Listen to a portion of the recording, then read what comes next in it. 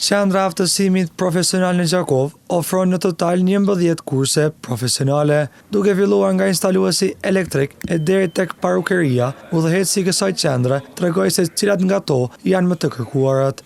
Kërkesë ka për instalues elektrik, për panele solare ka kërkesë, po ashtu kemi kërkesë edhe për rroba qepësi dhe parukeri, si edhe kuzhinë. Këto janë të cilat kërkohen më shumë në qendrën tonë.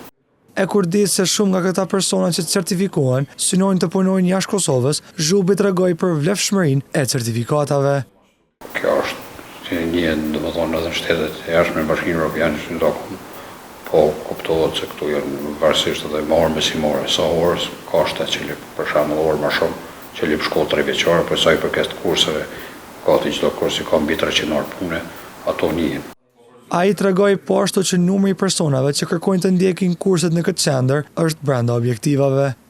Janë statistikat, janë ato janë numra domethënë që i tezojnë fund vitit, jemi në procedurë, jemi domethënë brenda objektivave, numri nuk është i keq, domethënë është numri i kënaqshëm, në fund vitit domethënë bëhet bilanci, edhe nuk është keq, domethënë jemi brenda objektivave.